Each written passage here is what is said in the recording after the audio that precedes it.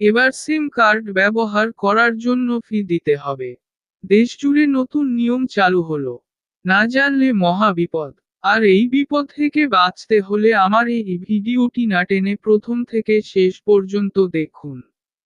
তার সাথে like share ও subscribe করুন।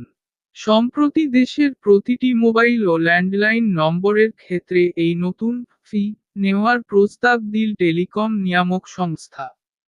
এই ফোন নম্বরের ফি কিংবা ভাড়ার বিষয়টিকে নাম দেওয়া হয়েছে revision of national numbering plan. Vote মিটেই সাধারণ মধ্যবিত্তদের মাথায় পড়ল বাজ। এবার ফোন রিচার্জের পাশাপাশি করতে হবে ফোনের নম্বর রিচার্জ। বর্তমানে ফোন ছাড়া এক বিন্দু চলা দায় হয়ে পড়েছে প্রায় সকলেরই কাছে। আর এই ফোনের পিছনে আপনাকে এবার ঢালতে হবে হাজার হাজার টাকা। সম্প্রতি দেশের প্রতিটি মোবাইল ও ল্যান্ডলাইন নম্বরের ক্ষেত্রে এই নতুন ফি নেওয়ার প্রস্তাব দিল টেলিকম নিয়ামক সংস্থা। এই ফোন নম্বরের ফি কিংবা ভাড়ার বিষয়টিকে নাম দেওয়া হয়েছে revision of national numbering plan. চলতি বছরের জুলাই মাসের প্রথম সপ্তাহের মধ্যেই প্রত্যেক টেলিকম সংস্থাগুলিকে এ বিষয়ে মতামত দিতে বলেছে। এবারের লোকসভার ভোট মিটতেই সবচেয়ে বড় সমস্যা হয়ে দাঁড়িয়েছে মূল্যবৃদ্ধি। জ্বালানি থেকে বাজার দর এত আকাশ ছোঁয়া সেটা ভোট বক্সে ভালমতো টের পেয়েছেন দেশের প্রধানমন্ত্রী।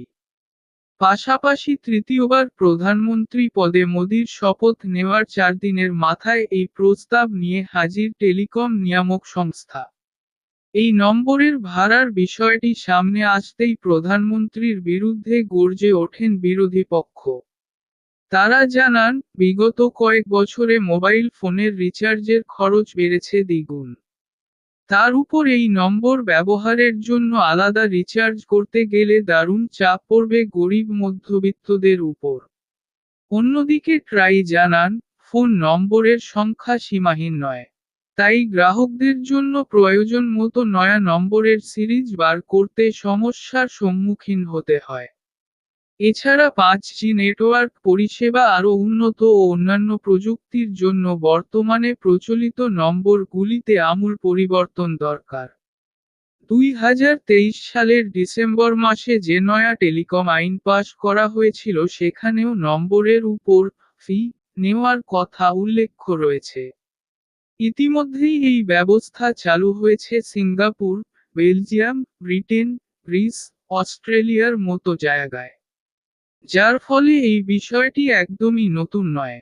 তবে নিশ্চয়ই আপনার মাথায় এই প্রশ্নটি আসছে যে কিভাবে নেওয়া হবে এই ভাড়া টাকা। সূত্রের খবর অনুযায়ী, সিম ইস্যু করার সময় এককালীন টাকা নেওয়া হতে পারে। কিংবা প্রতি বছরে ভাড়া দিতে হতে পারে গ্রাহকদের। তবে এখনো পর্যন্ত এই বিষয়ে চূড়ান্ত সিদ্ধান্ত নেননি টেলিকম সংস্থা।